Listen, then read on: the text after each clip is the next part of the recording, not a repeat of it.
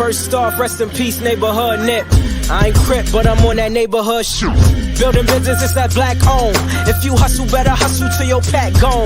If you work, better work till your back hurt. And if you rap, make it better than your last verse. Yeah, more lyrics. Stick and move, Javante Davis. AJ, El Presidente, Eddie Kane University. Hill gon' heal, regardless. You, Buchanan, Bethel High School, by way of 3-Man Weave, LLC.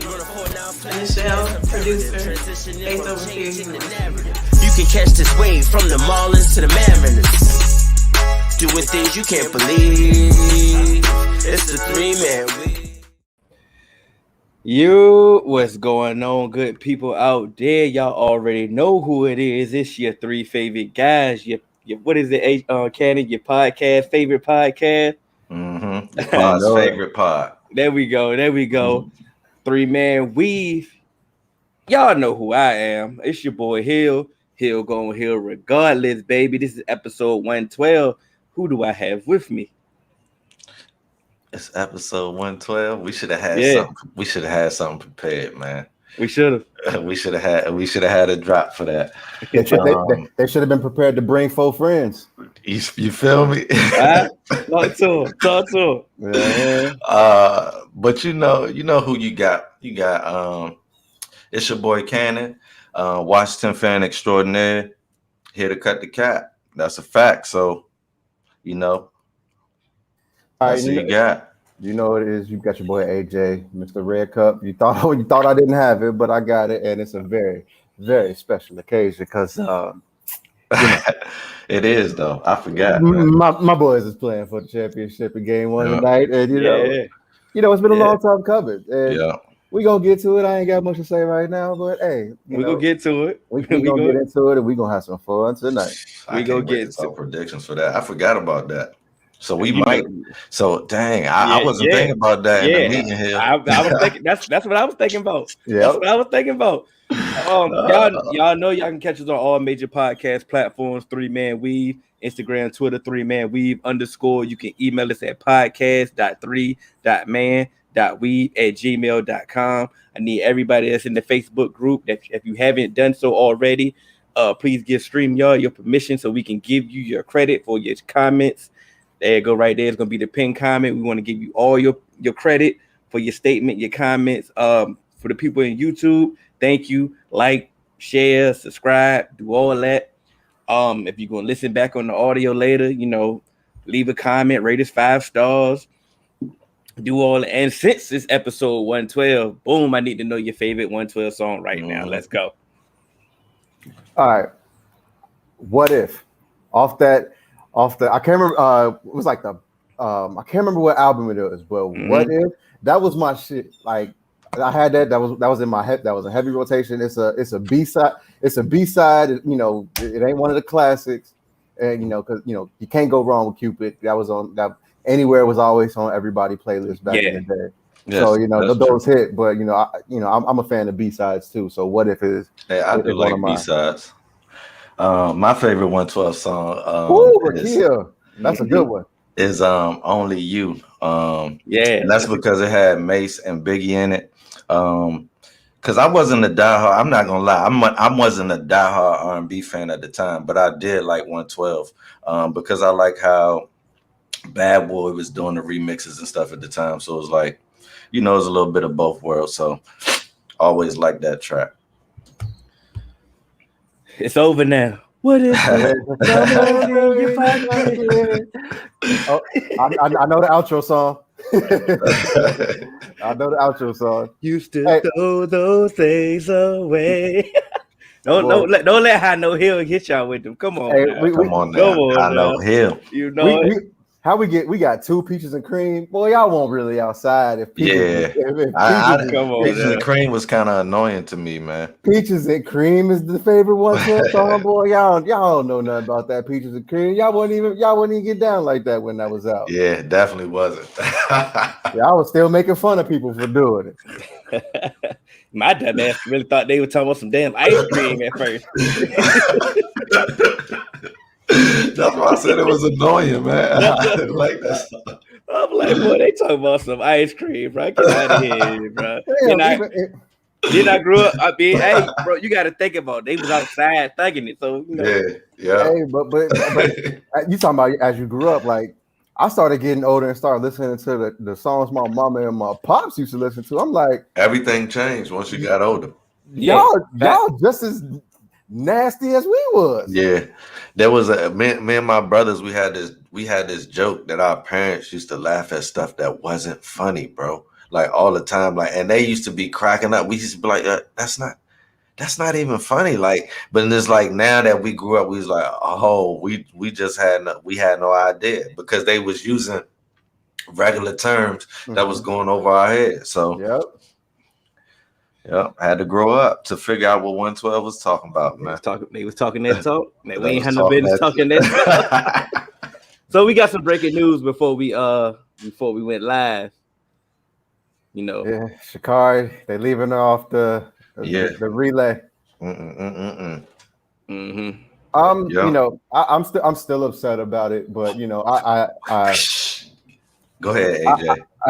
I'm not gonna get too deep into it because, man, you know, at the end of the day, I think personally, it was a mistake.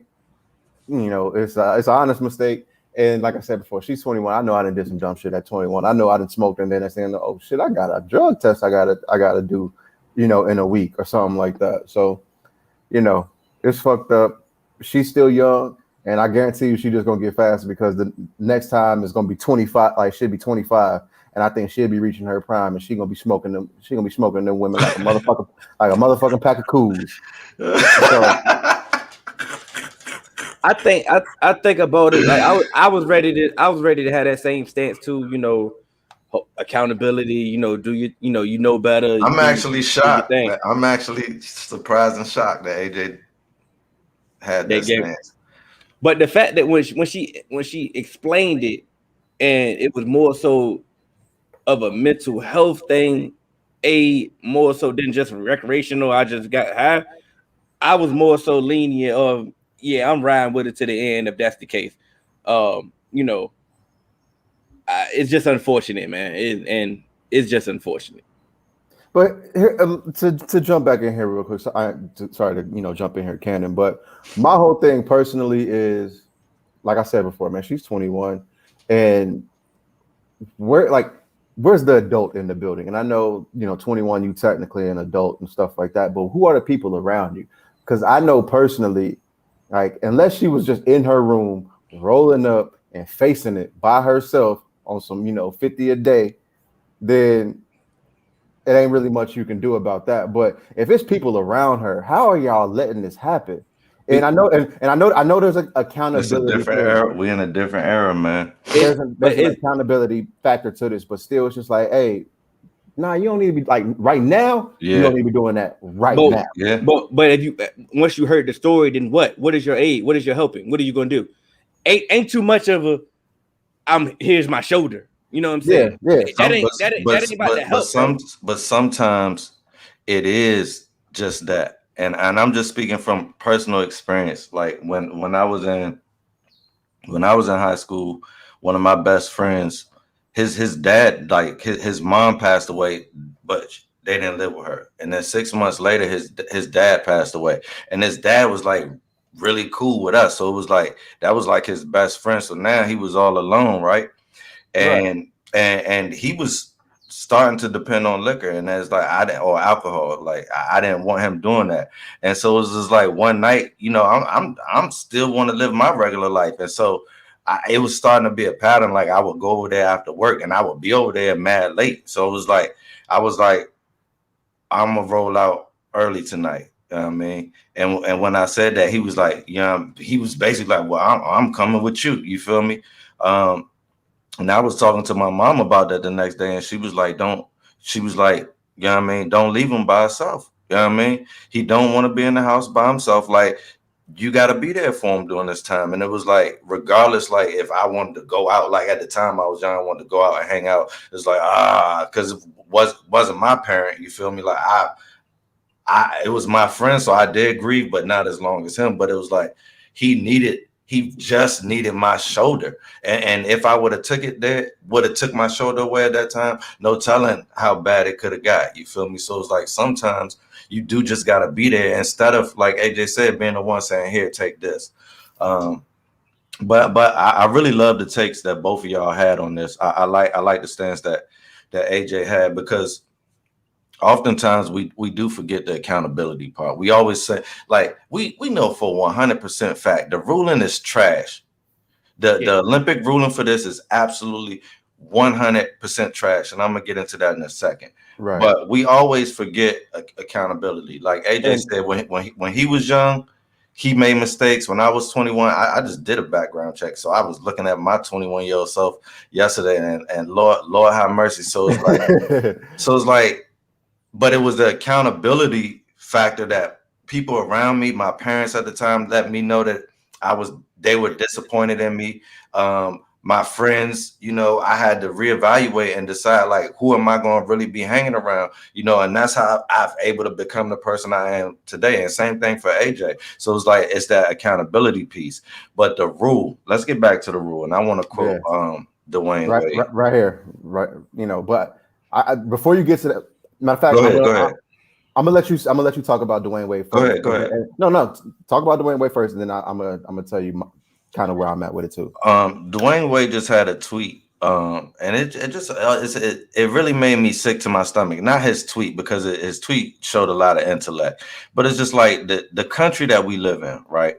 And the fact that people want to argue that things are equal, and it's just really not. And Wade says, but majority of y'all rule makers smoke and are probably investors in THC companies. Let's stop playing these games, right? And so for years, marijuana has been used as a tool to hold down minority communities. So when marijuana was illegal in most of these states, which it wasn't in the state where Sha'Carri was at, let's get that clear. But when it was, the federal government and the local governments have been making money hand over fist by illegal stop and frisk, finding weed on minorities, and then giving them outrageous court fees and all of these things, and putting it on their record, and just pretty much ruin their life for basically something that's not even as bad as alcohol, right? Then you make it legal. When you make it legal, you freeze out all the minorities from being able to get licenses. Is the amount of white people that have been able to get licenses to legally run these THC companies is completely disproportionate compared to minorities. I was going to say African Americans, but just minorities in general. And so it's like, you're making money hand over fist now that it's legal. You were making money hand over fist when it was illegal, and you've still yet to retro act on a lot of people who are still facing legal penalties to this day. And then Wade goes on further to say, like, you ever heard of a fine? Because she didn't break a law. Like, so why is she? So it's like, one, it's not a performance enhancing drug. So why does she have to sit out the games, right? And it's just unfortunate now that the decision comes down that she can't even be a part of the relay. So it's like, I'm absolutely disgusted with the Olympic Committee. I'm absolutely disgusted with leadership in the United States of America for not having her back when it comes to this, and it's especially with so many people. Like, if you are a marijuana company and you have done well in the last couple of years, you should be on the front line championing this young woman, trying to get it overturned, because everybody knows that smoking marijuana is not going to make anybody faster than the next person. Right. And so, Brandon, I appreciate you for dropping this, because you are leading me to exactly what I was about to say. Our guy Brandon Allen said, this isn't even about the Olympic Committee anymore. This is the hypocrisy of the U.S. at this point. They left her out. They had the opportunity to provide some redemption, and they chose not to, despite the new stances on marijuana. Because guess what? The IOC didn't just ban her from the Olympics. They gave her a suspension. She would have missed the 100 meters, but she had time to join the relay team, because the suspension would have been up to allow her to qualify in that event. So then they left her. They still left her off the 4x100. I would have loved to have seen them like people have brought up. Nobody condemned Michael Phelps They cheered Michael Phelps on to all them gold medals after he was caught. I can't remember the other Ryan Lochte. Remember, he was over there pissing and breaking shit and stuff like that. And it's like, oh, he just got to grow up and stuff like that. And now they treating Sha'Carri like she's supposed to be a 45-year-old woman with all this wisdom and knowledge, and that she can't make mistakes. But what I will say is, yes, it's hypocrisy of in the U.S. But at the time, when things first happened, the rule is the rule. It's a shitty rule, but it's still the rule, so you have to follow it. So if you get in trouble for it, you can't necessarily be like, okay, I shouldn't get in trouble because it's a shitty rule. When in fact you did know the rule. Because like me, if I had got Virginia State was a dry campus, quote unquote. So if they found me with liquor in my room and I knew it's a dry campus and I get in trouble for it, I can't say, if I'm living on campus at 21 and say, but I'm at legal drinking age, I can't then say I'm of legal drinking age and I know that I've broken this rule. I still have to abide by that rule. So yes, the rule is the rule, but that's where Brandon hit the nail on the fucking head when he said that it's the hypocrisy of the U.S. because she was in a state where it's legal, and once again, there's been widespread change of the interpretation of what marijuana is. And I know people say weed is not a performing enhancing drug, but a lot of people are saying that when a lot of people say I use it for recovery, that technically can be considered performance enhancing because people use tobacco for recovery. But and that's my point. But that's what I was about to get to. But so if all of the pain meds that you are giving these players too should be considered performance enhancing, cortisone shots, recovery, performance. Cortisone shots should be illegal, bro. Exactly. They shooting 15-year-old kids up with cortisone shots. And that's a lie. And I had them when I played sports, and it allowed me to. It's one of the reasons that I don't have a meniscus in my right knee to this day, because I played through pain because you couldn't feel it. Exactly, bro. You couldn't feel it. And when you was at patient first, and when they put that bro, shut the hell up, bro. But no, what I wanted to go back to what Rakia said. She said, I think it's a smear campaign, and they will go out their way to humble you by any means. Bro, she was smoking these girls, bro. Literally and figuratively. Yeah. I knew out pack in the air. You know what I mean? I knew out pack in the air. I didn't mean that, but go ahead.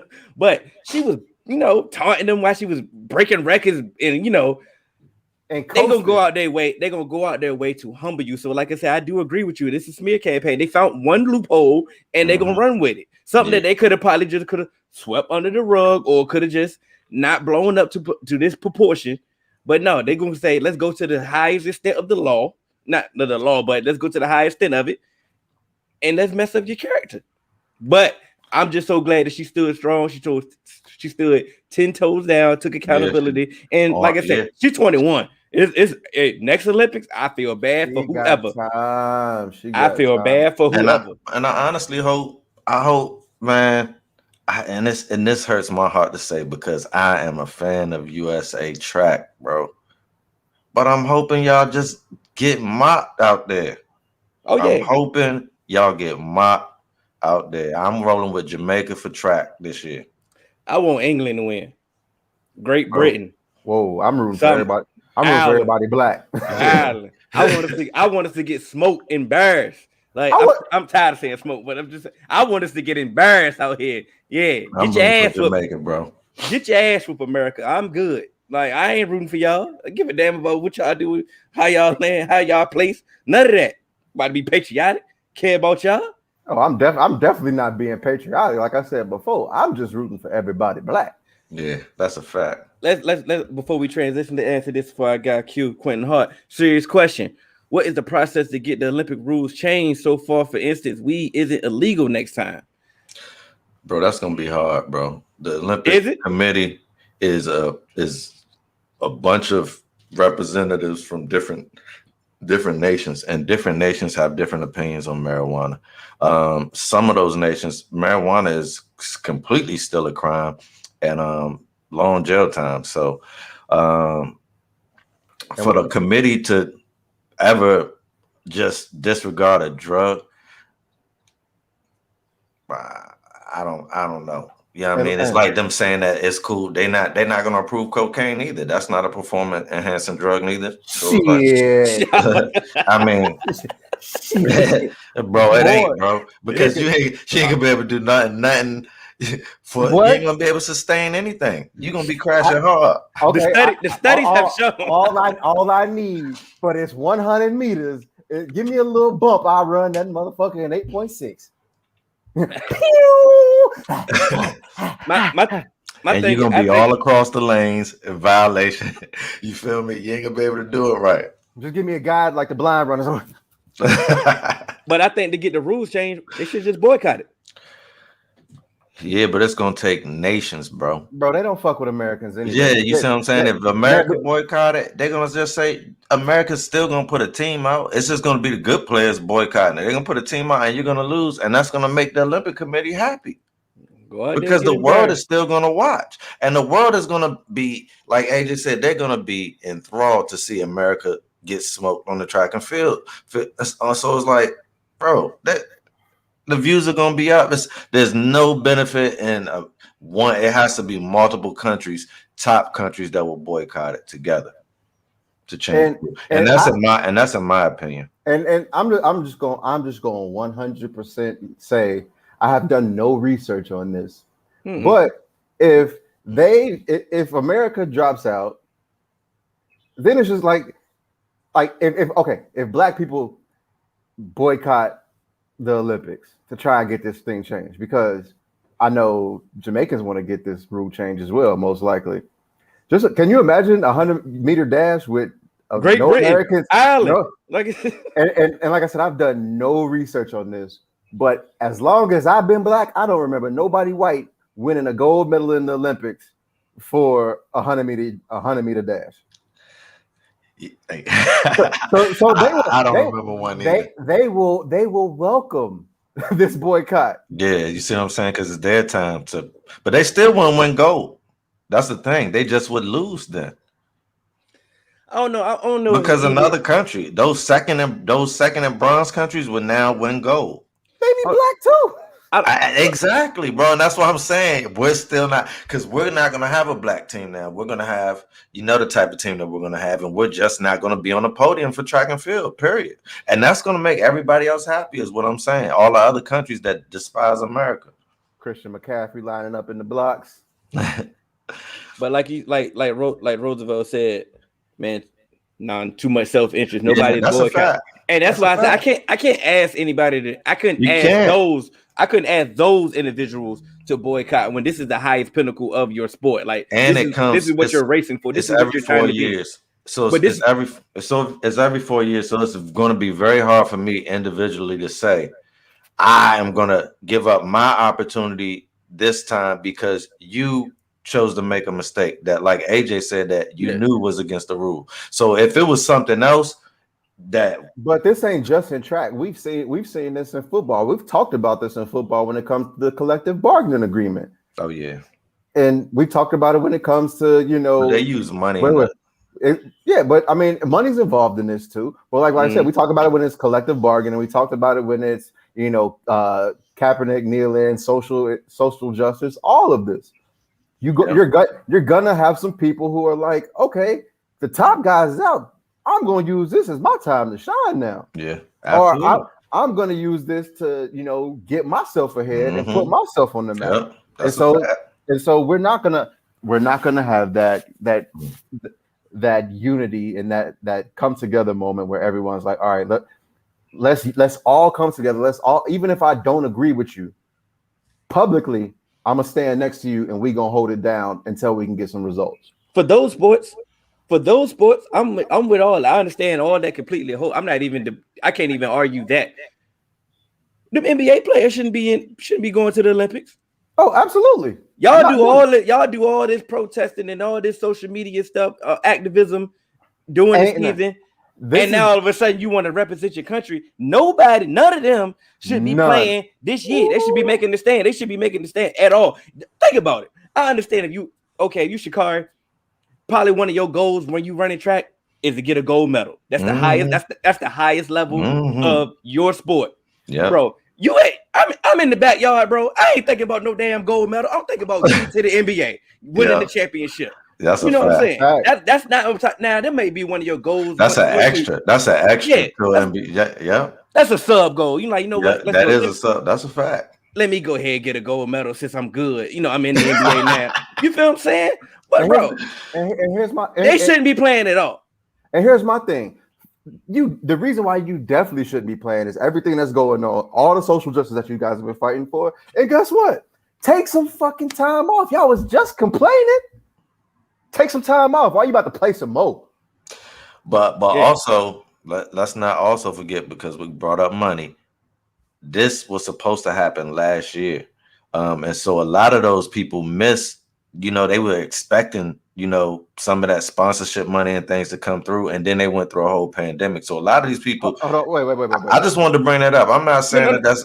I just want to highlight that. I know you ain't talking about the NBA players. No. I'm not talking about. I'm talking about specifically Olympic players. Okay, that's all I'm saying. All right, because that's what I wanted to make specifically sure. Specifically the sports that, like Hill said, if you were a track and field player, that this was your big time. And like I said, you were expecting this to happen last year. And so it's like now, Lord knows what you had to do to stay afloat in this pandemic if track and field was your way that you thought that you were going to be providing for your family. So it's like, I just don't want to leave that out there. I'm still not saying that that's no reason not to have unity, to Roosevelt's point.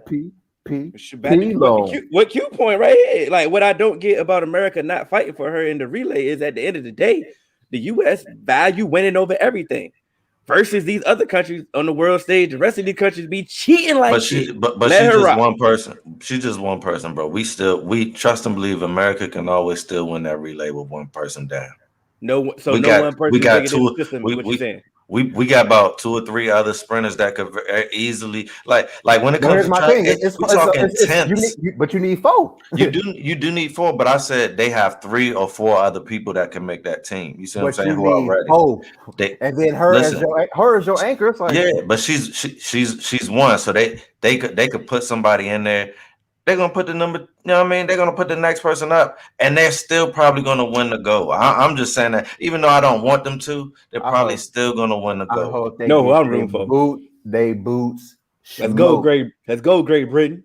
I hope so. I'm pulling for Jamaica because Jamaica do got an elite. They do got an elite 4x4 women's team. So Djibouti and Cameroon. They go. Djibouti and Cameroon. That's what I'm rooting for. But what I'm saying is, the American track team is deeper than what you think, and their times are closer. Just because they promote, like Sha'Carri is the one that they put in front of us because she has the number 1 times this year. There are other people. They just steps behind her. You feel me? Not in the heat that she ran before, because they're gonna run in different heats if we're on the same team. You feel me? So they just don't get the exposure. Now look at us, Cannon. We over 28 minutes. Yeah.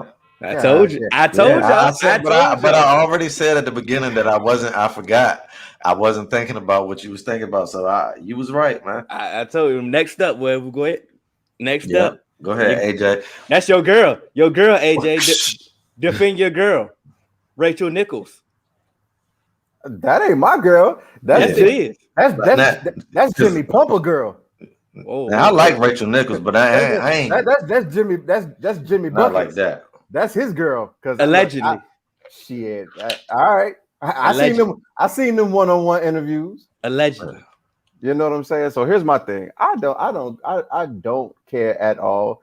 Look, she got what she deserved because regardless of what anyone says, there's some things that she said that are true. But guess what? You also you are in the media for a reason. You are very clear and concise in your verbiage. Yeah.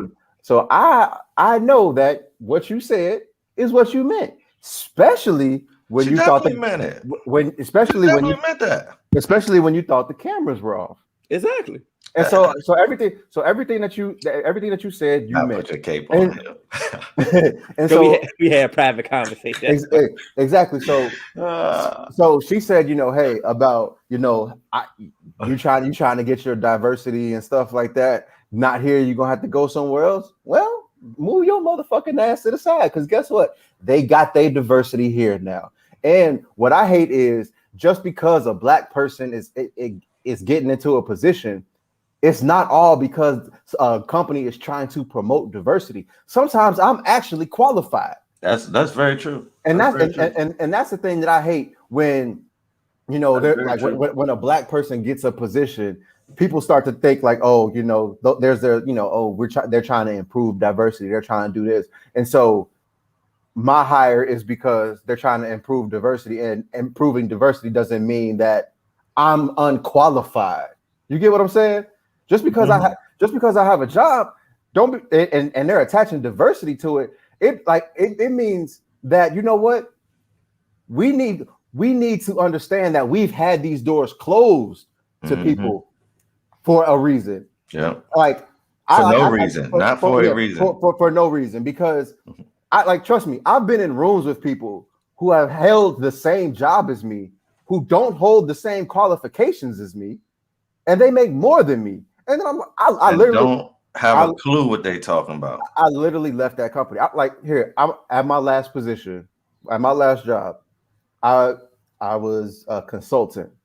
I was on the same project. Came in, kid straight out of college with, you know, I can't remember his degree, but a kid straight out of college, and we were working for a consulting firm, you know, in the Big Six. You know, we were out having drinks, just talking. He's like 24. And next thing I know, I find out he's making $5,000 more than me with no experience, just a college degree. And I'm like, oh, I'm out of here. I'm out of here, because I met every qualification and beyond of what my job asked of me. And you've been loyal to the company, so it's like and they lowballed me. I Yep. relocated for that job, everything. Yeah. And I was like, oh nah, I'm gonna wash my hands with y'all, because now not only do you have people thinking I'm a diversity hire, now I find out you're lowballing me. Cool, I'm out. And that's my whole thing. Just because I'm black doesn't mean I'm a diversity hire and somebody gave me a handout. Nah, motherfucker, I work for this just like you. Yeah. She didn't say that. But no, she's talking about. He didn't say that. She said that, bro.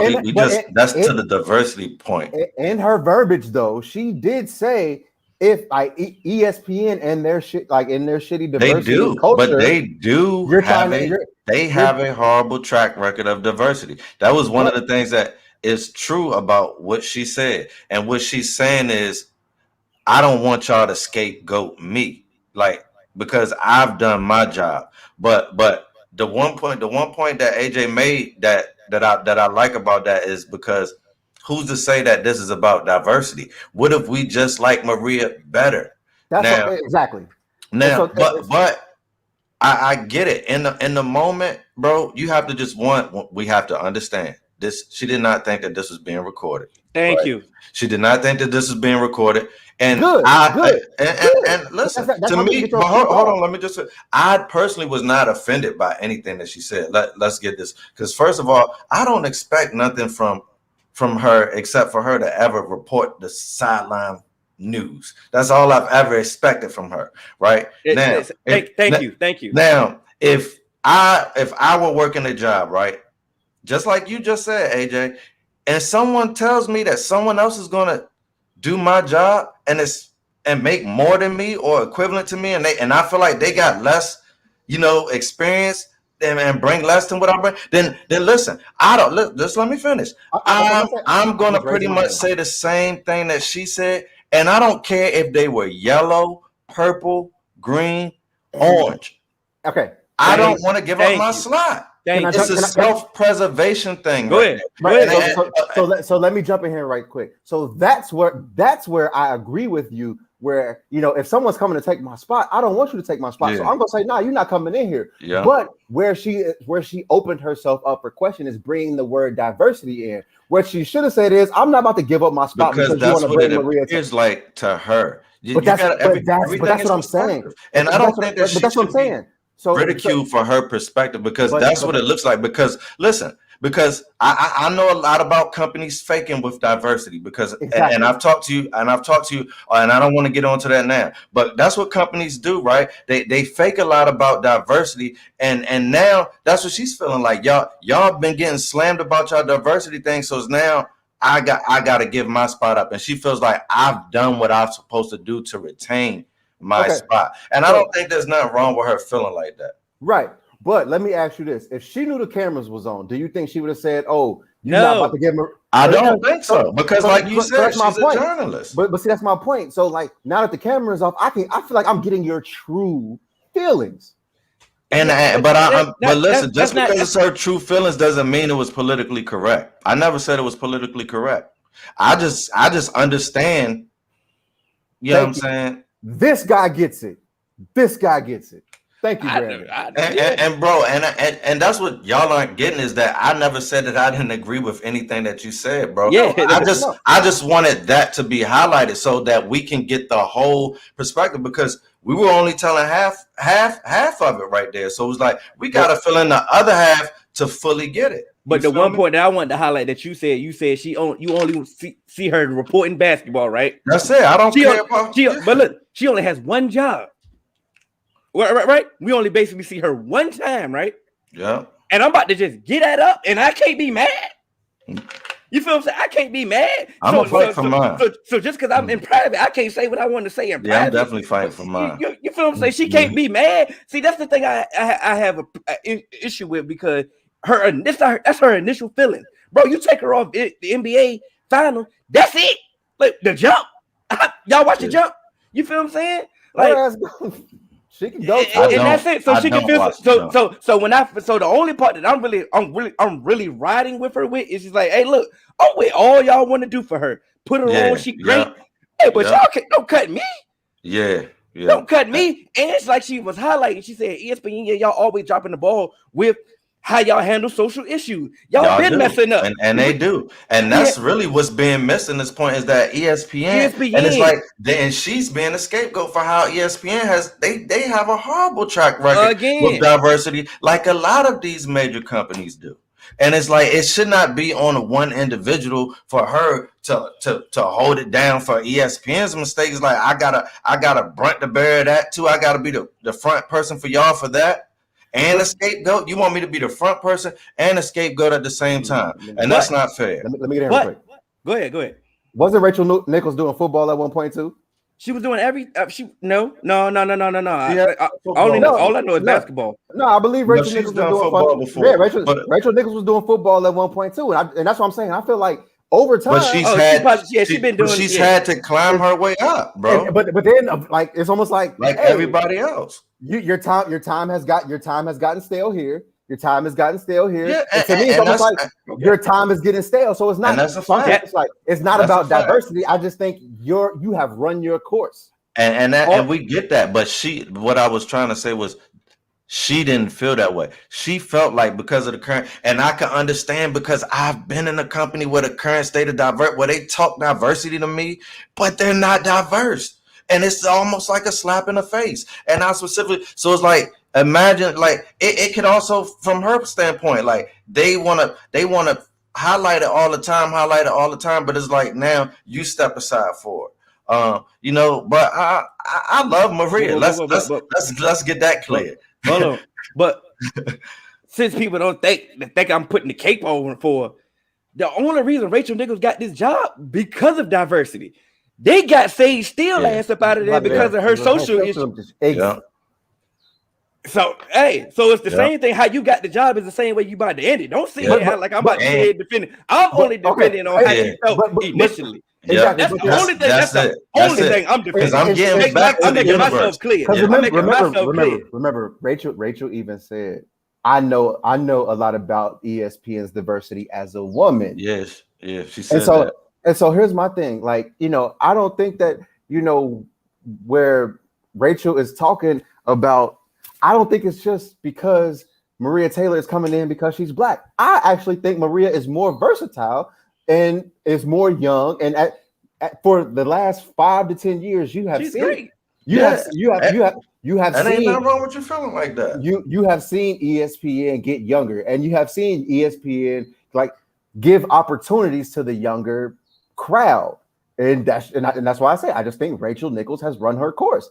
Yeah, and I believe that too, because like I told you earlier today, I'm happier with her replacement for the finals. Like I like her replacement better, but it's like the universe don't make mistakes. So here's the thing: everything got leaked because you're fighting for your spot. That AJ, you said you believe that her time is past in her spot. Well, guess what? The universe agreed with you, and so she's out of the spot anyway.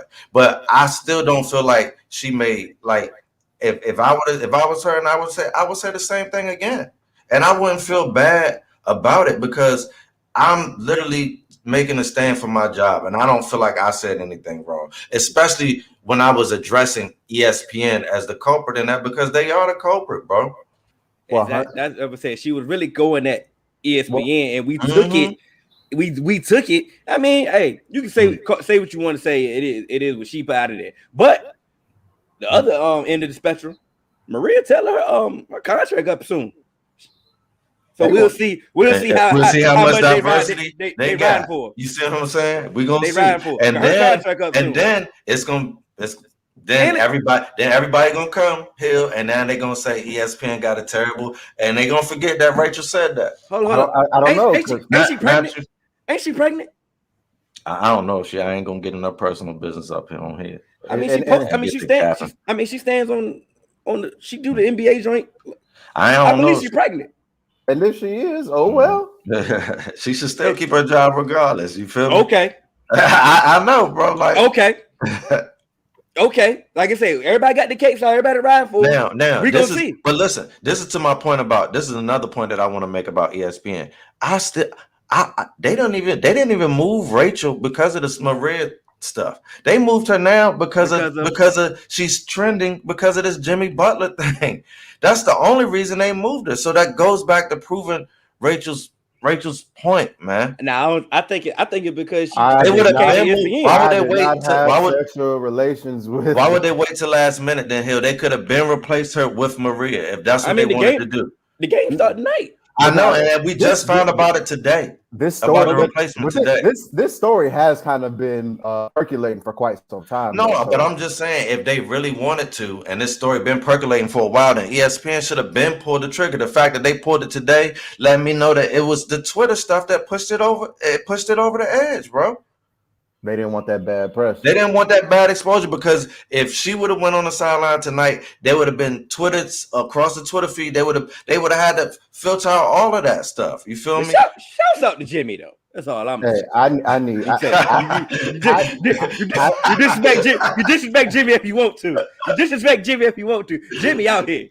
I need Taylor Rooks to be doing First Take, the ESPN Get Up, Sports Center, sideline reporting, the booth reporting, production, all of that. The more that Taylor Rooks is on TV, the higher the ratings will be. That's because I know I'm gonna be watching. That's all. But that's what they've been doing. That's what they've been doing. Like, if you really, I mean, I ain't gonna go. I don't, because it's gonna look like I'm taking away from these people's talent. But a lot of these new talent are attractive. They some talent.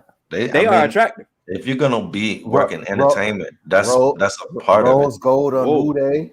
That's a part of it. Cannon. I mean, we grew up on some. Listen, and I'm just listen. I'm watching a documentary on James Baldwin, and they were just talking about they were talking about this. Like, so basically, of course, if you have a transcendent talent, I can overlook whatever you have. You feel me? But for the most part, a lot of people don't have talent. There's a thing. If you look on the Backstreet Boys, Britney Spears, a lot of them, they all got produced by this same group out of Sweden. They produced all of their records because they really didn't need an excellent singer or anybody at that time. In the late 90s and the early 2000s, they were telling you, bring anybody with the look and we'll turn them into a hit, bro. And they produced all of those songs from the 90s and 2000s that were pop hits, bro. They were Go back and look them up. Backstreet Boys, NSYNC, they were all done by the same, produced by the same Swedish company, bro, because it was like a factory. We don't need you to be a great singer. You feel me? We just need you to look the part. But if you can be a great singer and don't look the part, we'll make room for you too. So it's like I had gave them my mixtape, but they ain't really. Can I make a statement about Rose's comment here? Go ahead. Rose, you say you have zero issue with nepotism. You'll put your people in position every time you can. But that's also the problem with nepotism, because how many people do we have in those positions to actually put people in position? And a lot of times, sometimes people with nepotism, you're giving people who don't hold as much qualifications and opportunity over some people who have the necessary qualifications. So that's one thing that a lot of people have an issue with nepotism, is because sometimes you jump the line. You know, for some reason you get to the front of the 3 before 11 line, even though they holding the line. You get what I'm saying? So that's the issue. That's the issue with nepotism in a lot of cases. But this is one right here. But look, but to Jarvis, Joey could dance, bro. He was one of that's how he fit the mold, man. And you know people love a chubby dancer. He could dance, bro. So it's like you had to fit the part, bro. But this is when the nepotism comes in. We don't have gatekeepers, the ones that they do. Like nepotism wouldn't exist if we had equal playing ground. If we want to be technical. But here, it wouldn't even be a word. But I'm about to shock you. When we do get gatekeepers, we bash them. Ooh. We bash them, and we say that they have turned because they're trying to hold the door. If you've watched Game of Thrones, you know you gotta hold the door when you come through. And that's why y'all need to watch this documentary on James Baldwin. And it's like I brought up this before. Sidney Poitier and Harry Belafonte, they made a pact, bro. They said, I am not going to take any roles where a black man is not in charge or second to in charge. I'm not taking no subordinate role. Even if my family going to be hungry, because I got to make the sacrifice in order for black people to get better jobs after me, because I'm the only black actor getting jobs right now. So if I take boo-boo the food roles, that's all we'll ever get. You feel me? So it's like somebody tell that shit to Mona Scott. Somebody got to hold the door. But it's just like, think of Oprah, right? A lot of black people bash Oprah and they say that she's changed because Oprah in a room with billionaires, bro. Like, you think that she could act like a coon in a room full of billionaires and stay there? No, but she don't have to act. But acting black ain't acting like a coon, though. But she's a gatekeeper, bro. And she had different. I just used that was bad. That was bad phrasing by me. But what I'm saying is, she can't just act like she can't act the way that the way that Black Twitter want her to act. She can't act like that in these rooms, because hold on. Let me finish. She would not be in the room. Like you said, we don't have gatekeepers, right? And if our gatekeepers lose access to the rooms because of their behavior, then how can they hold the door for us? So okay, and that is black people's problem, because we put too much pressure. Like just like they did Hov with the NFL thing. They didn't support him, and he's saying, I'm trying to get NFL jobs behind the scene, and everybody's like, you didn't get Cap a job, bro. It's bigger than Cap getting a job. And okay, Oprah doesn't have. You see what I'm saying? She's a gatekeeper. She's opened the door for many black peoples, and you about to find a way to go ahead and bash her. You're finding a way to bash her, bro. No. Because I'm trying to figure out how to put this in a correct way. I'm not bashing Oprah. What I'm saying is, to your point of how she has to act in these rooms. I know that, got to, bro. But no. Here's my thing. What is acting black? Like acting, bro. I know. Getting caught up on the word. This is an informal podcast, bro. But I know. But I know it's an informal podcast. But I'm also trying to listen. When I say acting black, Cannon, let me finish. I'm not coming at you. I'm just trying to make sure that the narrative that is put out there is. That's correct. Why I was going to clarify so that you could understand exactly what I meant when I said. But I want to clarify it. Can I clarify it? Go ahead. What I'm saying is, Oprah is in these rooms. I'm not saying that Oprah need to come in and say, "Oh nah, I'm coming in here. We getting Black and Miles fried chicken and everything." When I on my router, that's what I want. What I'm saying is, Oprah, you have the opportunity to, I know that she has, gotten people jobs and put people in position, but it's the continued pressure, the continued, okay, this is what we're gonna do. And I was gonna take it to a different place, like I said, that's why I mentioned Mona Scott.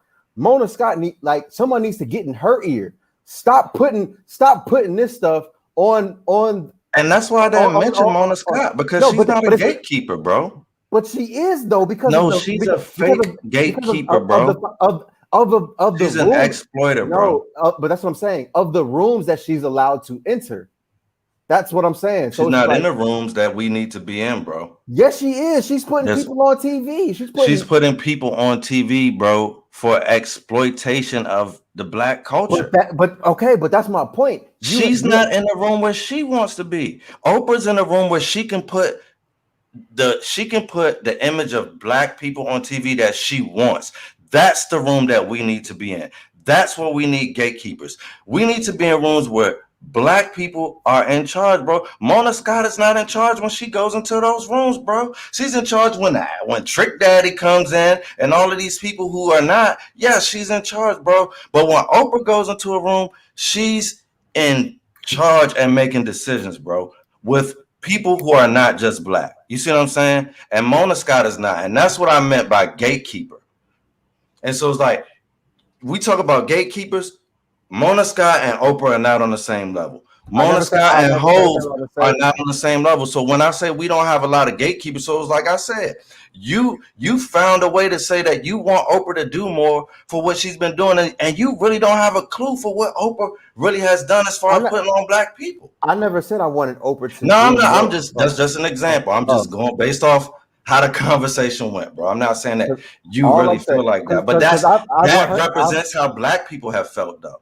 And that's how we treated Black gatekeepers, to my point. But here's also my thing, because I've also said before that a lot of Black people have had their price. That's why I've said I don't like when stuff happens. I like when social injustice, like when social issues happen. I always hated seeing Jesse Jackson, Al Sharpton, Ben Crump, Lee Merritt, all of those guys being in the forefront, because they have their price. And they don't come around when it ain't a camera. And they don't, exactly. And they're opportunists, and they're just there for the FaceTime, and they're there for, the personal growth. So here's my thing. Some people that people consider gatekeepers, some people that are considered people that have that opportunity for nepotism, they are only there for self-growth. They're only there for self and to grow their brand and to build their business. They're not actually there for help. And so that's what I was talking about when I was talking about nepotism. Like a lot of guys, 100% what you said about nepotism. And so to me, nepotism would be, regardless of where you're at, the rooms that you can get in and the rooms that you want to be in. I'm not intimidated by you. I welcome you to, even if you're my competition, you look like me, I'm going to bring you in here. But I don't think a lot of that happens, because a lot of those gatekeepers, quote unquote, that we have feel like they can't operate in the same space with people who want to do things with them. We 50 minutes in and only hit 2 topics, by the way. This is all y'all. No, we really hit multiple topics. These are subtopics, but it's like this is all y'all. I tried to tell you. But it's like, but going back to the whole thing, like, and the football, like people criticize for what he wanted to do, like his NFL initiative, and his NFL initiative was to get more minority entertainers hired, more minorities hired in various positions in the NFL, which they have done. They've gotten more community outreach, and it's like Black people they just said that. AJ included said he was doing it for a money grab. Like, why? If I'm a billionaire, why am I doing a money grab? And that was my point. So it's like, I don't gotta do it. I could just go off onto my yacht and say to hell with y'all. Whoa, like, if it's for Black people, I'm speaking about a Black billionaire, bro. But just stay with me. I don't care, Black, white, whoever. Billionaires money grab, bro. Like you said, the problem is we actually don't know what's happening in those rooms. And see. And as a culture, we don't see massive change quickly. We criticize, but a lot of this is slow and methodical person. Thank you, Q. And that's why I always bang with Q, man. That's why I always bang with Q, man. Hey, listen here, Instagram. I know one thing though. You hit me with another big ass word, and I got to read that live again. You know what I'm saying? What I say? No, I'm talking about Q. He said methodical. I'm glad I'm only drinking water. That's all. Hey, Q elite, man. Ain't no telling what I would have said. Would have butchered that thing. But we got a finals now. Yeah, let's finally got to find the 55 minutes in. Suns and the Bucks. We got it. Somebody put your cash app in, AJ, so we can get you some more apparel. This one damn shirt. This one damn shirt is killing me. No, because I've been holding out for the next thing that I really, really want, and it's been sold out all season. And I'm not trying to buy no other jersey. I'm not trying to buy no other shirt until I can get my sold out, bro. This Devin Booker City edition. My goodness, I need to get a regular edition, bro. A swingman. I've been trying to get this City edition Devin Booker since the moment that these uniforms dropped, and it's literally been like a PS5 drop. Okay, since we here, go ahead and give your prediction. This is your team. We're gonna go ahead, clear the court. Yeah. The Suns, and whatever the fuck happens. I don't care. I don't care about 4, 5, 6, or 7. I just know my guys gonna get this shit done. It's gonna happen. It's gotta happen. Look, I'm happy that we are here. I haven't talked a whole bunch of shit. Like I said, I was happy we made it to the conference finals, and then once the conference finals hit, I'm willing to talk all my shit because I feel like we've overachieved because nobody expects us to be here. Nobody expects us to be in the conference finals. But I was happy to get us in the conference finals. And now, hey, if you got some smoke for me and you want to talk some shit and say we're not gonna do some shit, come holler at me because like I'm with it all. I'm with it all, and I'm gonna talk my shit. I'm gonna tell you what I think, and I'm gonna be live in this group chat in about an hour to watch the game and talk my shit too. No, I'm not. But but we didn't even agree to that. Yeah, but like I said, hey, I'm happy for my guys, and He'll always told me Devin Booker got to get the fuck up out of Phoenix. It's very satisfying to see us here. After all the shit that he's talking, I'm happy James Jones is in the finals as a player now. I'm happy Chris Paul is in the finals and he has an opportunity to get it with us. And I hope that Chris Paul can do just like Iron Man in game. Yeah. Booker is going to be Doctor Strange. He's going to put the finger up. This is the one. This is the one to Iron Man Chris Paul, and he going to take out Thanos, who is PJ fucking Tucker, who has beat every Houston Rockets player in the goddamn playoffs this year and collecting their bodies like Infinity Stones. Like Infinity Stones. I know I lost you for a second here, but yes. I'm gonna bring it back. No, yeah, I'm right with you. I have no idea. Thanos. I don't know about none of that. He don't know about Doctor Strange. Backstory. When I used to talk trash to you about Devin Booker, both of our teams were trash. We're trash. I understand. Yeah. So let's get that clear. The moment my Lakers got good, me and you haven't had a rivalry about Lakers and Suns since. You're right. So don't know what I'm saying. Don't get on your high horse now.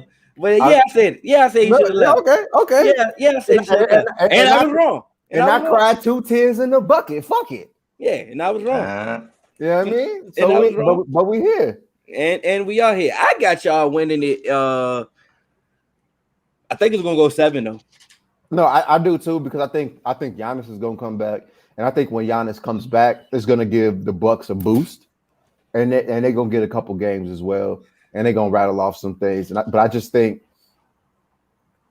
the full team approach and the depth that the Suns have will be a little bit too much. Like I said, come into the playoffs, I think DeAndre Ayton was going to be the X factor. I think Cam Payne and Cam Johnson will be the X factors in this series, because Cam Payne's going to come in and be able to push the pace. And I think he's going to make it difficult, even if he's coming in with Chris Paul for people to keep up with him. And I think Cam Johnson, his ability to score is going to give people problems because he's not just going to camp out on the 3-point line. He's going to cut. He's going to get buckets. He's going to get buckets at the rim, and that mid range is going to, from Chris Paul and Devin Booker, is going to allow him to be on the move. My whole thing was I was only going for it because I think the home court is going to be very vital because shout out to Lee. Both of these teams, these ain't perennial finals teams. I put Liam on the campaign. He hated them. They ain't, like you say, Milwaukee ain't been to the finals since Kareem and Oscar. And we ain't been to the finals since Barkley. Bulls. This is a lot of the people's lifetimes that they haven't seen a team in the finals. Bro, you're gonna feel the deal. It's gonna be hot in Arizona. Yeah. Both of these home games is gonna be crazy until we get to game 5 and 6. 5 and 6. Oh no. They do the 2-3-2 joint, right? I'm going Phoenix in 6, man. I'm gonna change mine. I'm changing mine. It's I'm going Phoenix in 6. I'm going Phoenix in 6. But it's like I actually saw that whole Phoenix Chicago series. Barkley, Kevin Johnson, Dan Marley. He was in high school, right? Hell no. I was a boy, but it's like I've been watching basketball for real since a boy. Just finished prom, right? And look, they was cooking, man. It took everything. For Chicago to beat them. And so it's like Phoenix it's like, when you get real close to a chip and then you don't get it, we say that window is closed. Was like it's taken since 92 pretty much to 92, 93 to get back here. So it's like and Chris Paul's never been here. Devin Booker is the baby being, you feel me? So it's like I got them coming out in assassin mode. Yes, Giannis is coming back, so I feel like that'll get them 2 games, which is why I got Phoenix in 6, man. I just feel like Phoenix is the better team. I feel like they're better coached. And I'm surprised that AJ didn't give me credit to this, because when Hill was saying Devin Booker need to get out of Phoenix, I was saying no. I said Phoenix is a legit point guard away, because my player went there and we won the chip. And I was telling him, like, yo, Phoenix has everything they need, bro. They just need somebody to get Aiden into his sets, and boom, and then the Chris Paul move happens. Like, come on, now. It's like. But like, and I give you credit for that. But when Hill was saying Hill was saying Devin Booker needs to get out, that's when Ryan McDonough was just fucking up everything. Yeah, no, Ryan McDonough was he was terrible. Yeah, he was. He ended up getting 75 point guards for our roster, and then he ended up trading all the point guards and getting more wings than he was. And he just did not know how to construct. Had more wings than the Wizards had, boy. He did not know how to construct the roster. And also, one thing before I want to jump to another point. I've been seeing these little, B-roll, cuts during the playoffs about, Ryan McDonough did this, Ryan McDonough did that. He needs to get some credit for kind of putting this team together. No, the fuck he don't. He don't need none of this credit. All credit needs to go to James Jones and Monty Williams. Because guess what? Listen, Ryan McDonough, my ass. Ryan McDonough hired Earl Watson, Igor Kokoshkolov. Ryan McDonough, he drafted goddamn Dragan Bender. He drafted Marquise Chris. So I don't want to hear none of this shit about Ryan McDonough need this credit or that credit. Ryan McDonough and Robert Sarver literally was the reason why Phoenix was so shitty, because James Jones been a champion, man. James Jones knew what the fuck to do. He knew part of the crew here. He knew basketball, and he came in. He shifted the culture. When Luka and Trey was doing their thing last year, everybody was like, "Oh, look at the Phoenix Suns fucking up again." Took DeAndre Ayton. They fucked up. No, what they forgot to realize is DeAndre Ayton, he got suspended for those first 25 games. He didn't really come in, and don't get me started on Alex Len. Everybody's post. I don't know how he's still in the fucking league. That's how you know. He on Washington, right? Because he can make a bucket. Last I checked. He can make a jump shot. That's how you know the Wizards is shitty, because they got Alex Len in the starting lineup. Before you go to your next point, though, let's rewind on this Booker get out of Phoenix thing that I was saying. I know you're ready for that. Because what I was saying and what the foundation of the argument was, put the pressure on the organization. Don't just sign this long-term extension like you did. And you told me, yeah, that's the max that everybody signs. I said, no, because everybody signs it. And I'm telling you, don't sign it. Put the pressure on the damn organization. And you didn't. That was the formation. All troll aside, all I was saying was put pressure on this organization to give you a chance. But I agree with you on that part, right? Yeah. But I said all troll aside. Don't get me wrong. I was still trolling. Oh yeah, 100%. Because I was with validity. No, with validity. But with hate. It's like that's a inside. Yeah, me and Hill the worst rivals ever. Ever. This is terrible. We will cook up. Yeah. Oh my God. Thank you, Deuce. AJ on that. I don't even know how to say it. This is Nobel tequila. That's what y'all get. It's tequila. 99 bananas. Listen, my boy would never be on Svekers, man. Y'all apologize to that man. If I was on Svecker, I'd be in. Look, trust me. This thing would have been derailed. It almost did. Nah, it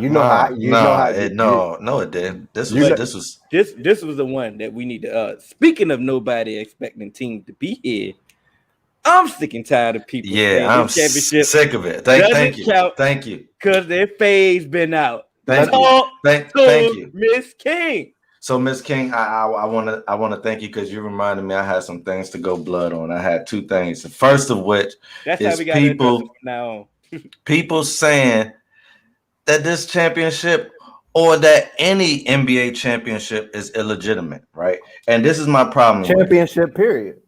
No, I ain't gonna go championship period. I'm just gonna stick strictly with. All right, well, on your turn. Because right now I'm talking NBA because I feel like NBA gives us one of the most legitimate champions that we see, and the reason why I feel like that is because it's a 7-game series. You cannot fluke your way to win a 7-game series. That is proven. You cannot fluke your way to win a 7-game series. So now people always talk about, oh, well, you had it easy. This person got injured. This person got injured, or this person got injured. Well, guess what? Being healthy is a key part to going on a championship run.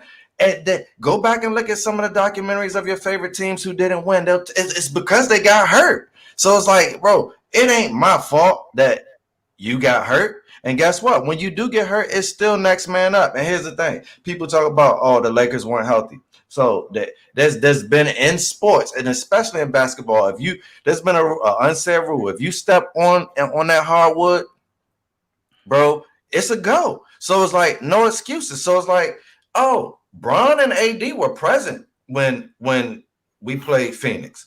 You know what I mean? They faced the MVP. They faced Joker. He was healthy. So it's like, bro, you cannot say this is a fluke. And Milwaukee, I said preseason that Milwaukee was going to the chip. So they were supposed to be here. So now they got to face who I thought would be here. So it's like when everybody killed Giannis for not coming, I said Giannis did the right thing. They could get back if they just stay the course, right? Now, the second part that I want to go blood about is Pat Beverly, man.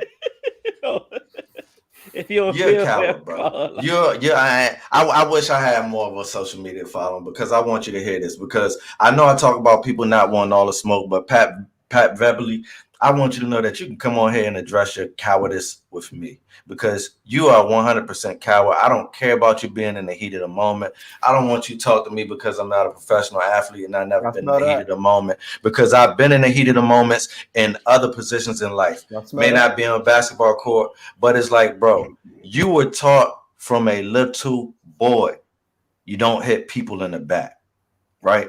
That's number one.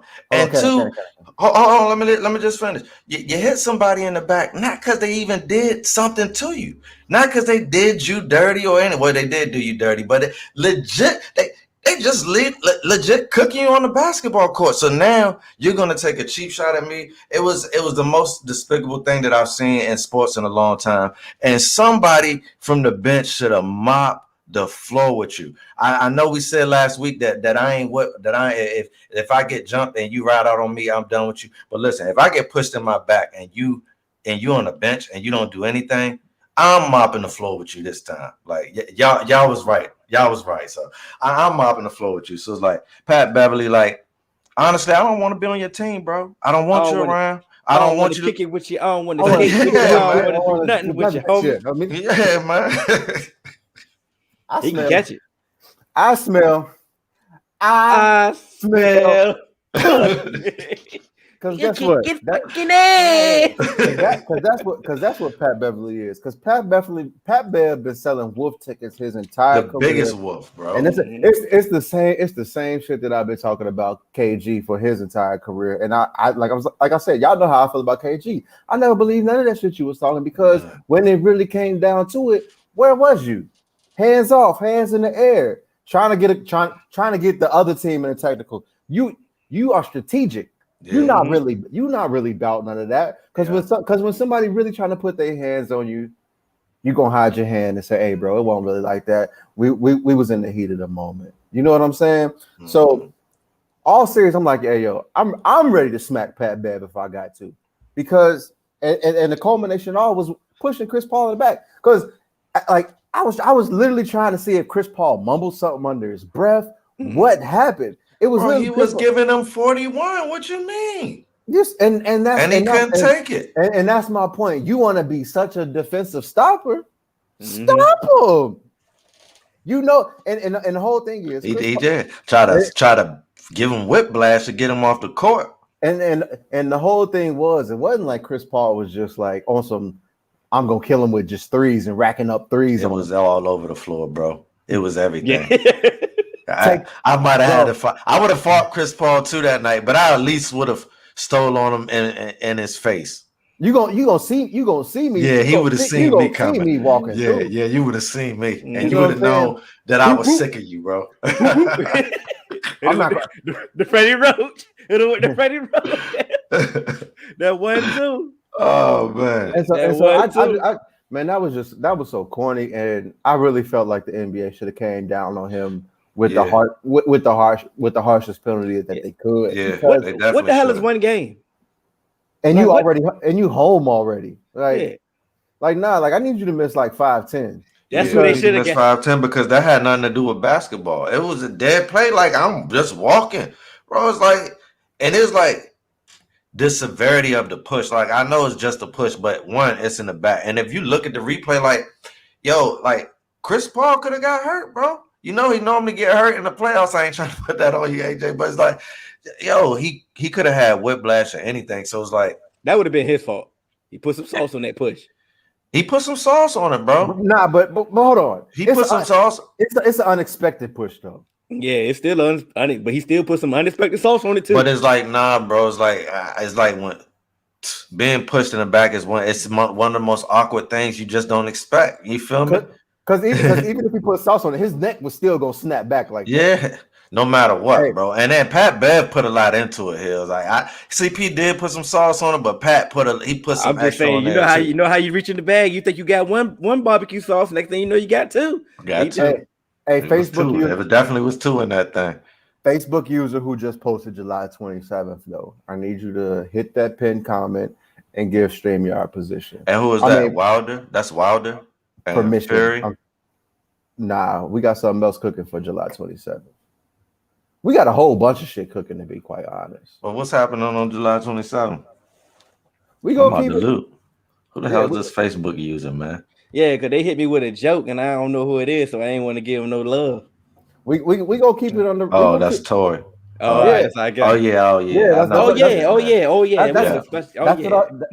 I just tried to tell y'all we gonna keep it on the wraps until July 27th. But that's why I reef my guy. We gonna keep it on the wraps. We can keep it on the wraps. But that's why I reef my guy because I was like, I don't know what the hell this Facebook user talking about. But we probably should keep our name, image, and likeness conversation till the end, right?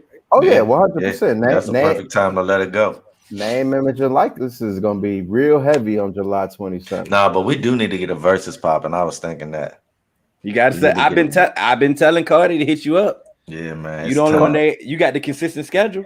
Yeah. Cardi been begging for one of them. It's time. I'm trying to bring Killer Cam out the cut. Anybody want to smoke with Killer Cam? Let me know. We can get this thing started. I smoked somebody with Cam already, but yeah, what it is. You know, it is what it is. I'm using all pre-Dipset Cam. I feel you. I used to get in Ohio, so they don't really know Cam. I'm using pre-Dipset. I'm using 5 Jimmy when Jimmy was in 5H. You don't know about that. Only Cardi the only one. All right. So let's go wrap this thing up, man. Game about to come on. Okay, well, never mind. I'm gonna say that one. No, but what you had? You had one more thing. Yeah, it ain't had nothing to do with sports. It don't gotta have nothing to do with sports. You got 15 minutes if that's the case. So, because I was gonna say, with this Jimmy, oh shit, a motherfucking rainbow. That shit is gorgeous, bro. I thought you were scared at first. But speaking of Jimmy and Rachel Nichols, how and when have y'all had some shit leaked about y'all that you really never had nothing leaked about me? That you really, you kind of like, that's cool, that can get out. I ain't never had nothing leaked about me, man. I don't play that. And never had nothing leaked. But hey, shout out to Jimmy. If you get your deviant on, man. You out here, bro. What's done in the dark must always come to the light. Always. All my shit leaked. So I don't. But it's like, it ain't like it's nothing to be ashamed about. I tried to tell you that earlier. I never said it was anything to be. I only ever said that he was a deviant, bro. You always try to discredit my man. No, I didn't, bro. I gave him props, bro. He's the reason that we're talking about. I gave him props. Talking about. He's the reason that we getting a new sideline reporter tonight. Hey, listen here. I'm so proud of Jimmy. That finals run means all the more to me because off air, we've all had kind of our, NCAA March Madness of reporters. Not Jimmy moved into my top 15. Should have been in your top 10. Ooh. So we've all had our March Madness brackets of reporters, and Deuce and I, we actually had a conversation, and he had Rachel Nichols up there, and so where he have her at? I think she might have made it past the Sweet 16 if I'm not mistaken. She elite. Exactly. She is elite. She's definitely elite. So Deuce, you're gonna have to correct me. She either made it past the Sweet 16 or she was in the Elite 8. Oh, well, it would have been. But I prefer. I'll take Doris over her. They don't do the same job. I know, but but Doris she has done sideline correspondent jobs before. Exactly. And she's multifaceted too. Right. And so that's where I believe that, she was still up there. But here's my thing with it. I believe Jimmy has to get vaulted because he was she was in the Elite 8. Jimmy has to get vaulted for his bubble performance because that moves him to the second best bubble story to come out of the bubble last year. To go to the finals and you knocked off everybody that was expected to go to the finals, and then you knocked off Rachel Nichols, who's married at that. That's the thing. You are the second best story to come out of the bubble. She at home trying to repair her life today, boy. Allegedly. She done lost her job. She trying to explain to her husband that Jimmy ain't had this. Allegedly. It's not even I'm professional. It's not even I'm professional. We just friends. Bro. He rewatching the interview. He like, nah, no, there's a little bit more there. My high school coach said one of the dumbest things before I went out of game. Basically, we played on Fridays, obviously. Mm-hmm. So Thursday, he was like, listen, y'all, he was telling us don't go have sex. I never understood that. That was the dumbest myth ever. I understood that. So I get more energy. He was like, it's gonna drain your energy, fellas. Don't go have sex. It's gonna have me on 1,000 tomorrow. So he said, it take 4 days to recover for one nut. I said, Coach, bro, I ain't trying to hear none of that. Your coach was going blood in the he was on look, he was on belly status. I ain't trying to hear none of that, Coach. He was talking as a 45-year-old. Hey, no, your coach is beat. No, he a straight up beast, bro. He was on. Look, he went in there. He went. First of all, that he pink horsepower. We talk about Cam. He on that. He going to the bedroom doors like MC8, bro. First of all, and when he get in there, he DMX off belly, bro. And he need 4 days of recovery. I'm sold on your coach. That's all it was. He was different. It was given to you from personal experience. You feel it was next level. But I know when that bell rang, it was scared. We go do what we gotta do. I ain't trying to hit that. Yeah. We're gonna put this to the test because it take 4 days. All right. And especially for a young man. A young man is on cloud 9 afterwards, bro. He can pretty much do things that he's never done before. And we was trash, bro. I'm gonna get. I'm gonna get my rights off. Yeah, we trash. I'm definitely doing my thing. Yeah, I'm gonna get mine off. I called mine in the stairwell after practice, and then we had a game the next day. I'm like, this don't change me. It's really a mental thing. You know, like my legs. I was mentally better. They want you mentally focused on my mind is clear. My mind won't telling me no. Yeah. My body was listening. And listen, a young man need to release, bro, or his mind definitely gonna be fogged up. That's a fact. Still saying how he be fumbling the next day and everything. So it's like you better go on and let that thing loose. I fumbled your heart. Not that, Churchland was trash, yo. That's because y'all ain't listening to Coach, probably. Yep. All y'all was out there doing your thing. I can't defend that, but I know. Hey, whatever. Whatever. But speaking of an unclear mind and a little bit of cloudy focus, Hill, how you feel about the Cowboys being on Hard Knocks? Bruh, that's one of the stupidest things that the NFL has done. I'ma just go ahead and keep it a buck, bruh. I don't want my team to be on Hard Knocks, and it ain't got nothing to do with Hard Knocks. It got nothing to do with Hard Knocks, bro. Like that myth that Hard Knocks is ruining what you got going on. That's long gone. Your team was just trash, regardless of. That's why you on Hard. That's really why. Yeah. Because you trash. You know what I'm saying? They don't want to put no good team on Hard Knocks. But that's why. But this is my thing. If you trash, you need to be able to get better without being spotlighted. It's already hard enough if you're trash. So it's like the cameras here. We really can't do what we really want to do. It's an inconvenience. Why does that make sense? I don't know. Why do we want, like you say, trash teams? We need to be following the Bucks. The Bucks should be Hard Knock. That's what people want to see. But only reason, reason why I really wasn't, I poo-pooed it because the Rams made the playoffs last year. They was on Hard Knocks. Like I said, it's not really going to take away what it is, but we don't need this. The Cowboys don't need no team needs it. No, the Cowboys specifically. Y'all definitely don't need it with any extra media attention. But I'm happy. I'm actually happy that y'all. Of course you are. And I think deep down inside, some part of you is happy because you get you get to see more. You're gonna watch it, so I don't care what you're gonna say. I watch all of them anyway. Yeah, but you get to see a little bit more of your team than you would normally get to see this year. You feel me? And what if y'all won the Super Bowl this year? It would be, and you got to see Hard Knock. You got to see an inside look at your team. It would, in hindsight, you're gonna be sold on it. But of course, if y'all trash, you're gonna be like, "Oh, the hell with Hard Knocks." But like, it's enjoyable to watch as a fan. Like, can we all agree on that?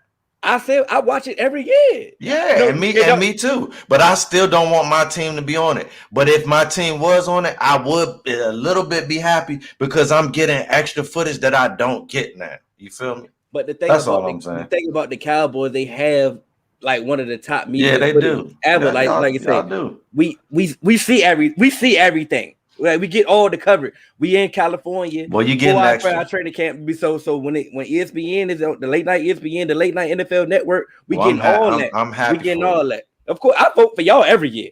And we ain't never been on it. Exactly. Because I don't vote for us. You feel me? That ain't got nothing to do. No, it's a universal balance. You voting, I'm not. You know what I mean? Been That's voting all we for need. years. They ain't got nothing to do with nothing. Like I said, it's been plenty of other teams that would have been way more entertaining than the Cowboys. Let's be quite honest. Like I said, I would rather have seen. I want to see how a championship team come back and try to do it again. That would have been the most to me. But it's like the Cowboys will be entertainment because it's Jerry Jones. It's storylines. Yeah, y'all got it's that coming back, so it's definitely storylines. But there's a few teams I wouldn't mind seeing. So Cowboys is one of them. But it's the other team. Name another team that you would rather see other than the Bucks. And you, I would definitely like. I would like to see. What's the new coach? New coach is not eligible. Yeah, that's one of the rules. That's one of the rules. New coach is not eligible. See, I want to see stuff that they don't know. I want to see a champion. I want to see a new coach. They clearly want to see struggling teams. That's not interesting to me. You know who I want to see? The Steelers.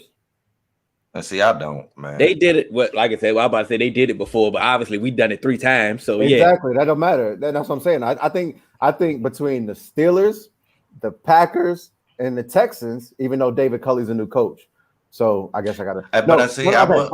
Steelers, Dolphins. I want to see the Dolphins. No, Steelers, Packers, Cardinals. Them the 3 teams I think should have been on it. I want to see the Dolphins. Why the Cardinals? Because of their expectations, and they're young and up and coming. I wouldn't mind seeing the Cardinals either, because everybody's getting hyped about the JJ Watt signing and all of the the offseason moves that they did, and feeling like they should be a competitor because Kyler Murray is going to take this step and all of that. And, I believe he is. But hold on. But the whole time, I think Cliff Kingsbury need to get fired. So you keep saying that.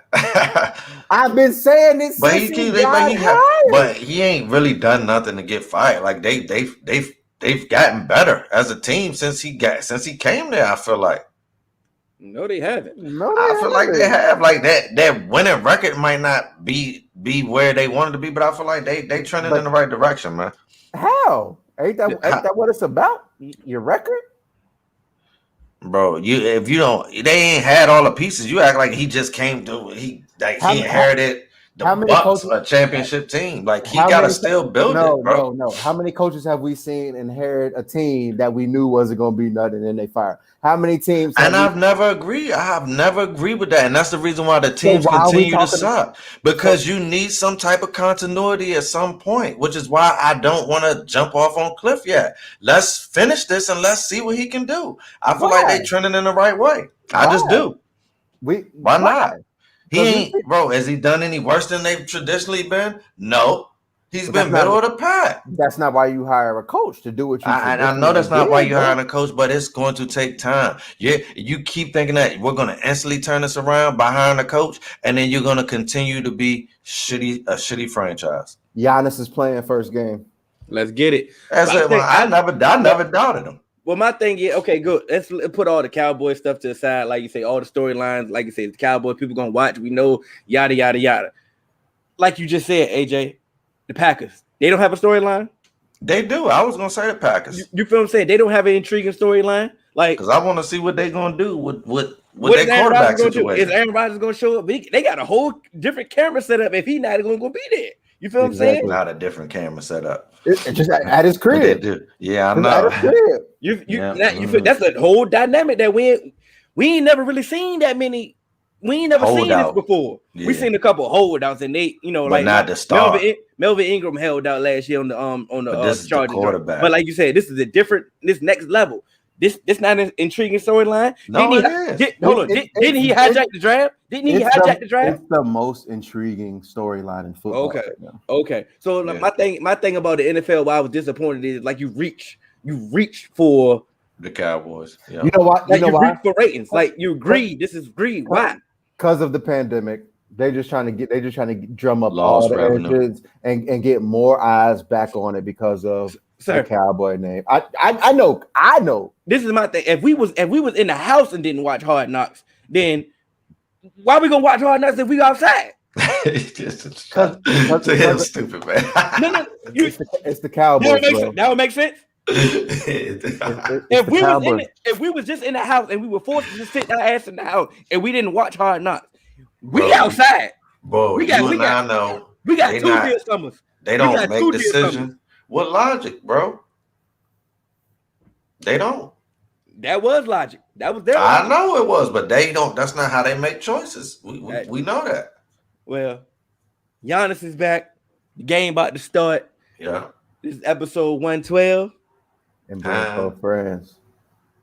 Oh, and Reef, don't act like I ain't see. I've been seeing you. I've seen them comments. Don't worry about it. I'm gonna post that last one you said. Oh, that. Uh-oh. I ain't being humble. For what? For what? Motherfucker, for what? What has humble gotten me? The same ridicule. Yeah, exactly. You can catch us on all major podcast platforms, 3Man Weave, Instagram, Twitter, 3Man Weave _. You can email us at podcast.3.man.weave@gmail.com. Episode 112. Oh, don't forget, we still on TikTok. What's our TikTok name? 3Man Weave _. Yeah. You know, it's Episode 112, we out, man. I see you, Ken. All right, Ross, I'm gonna hit your line, bro.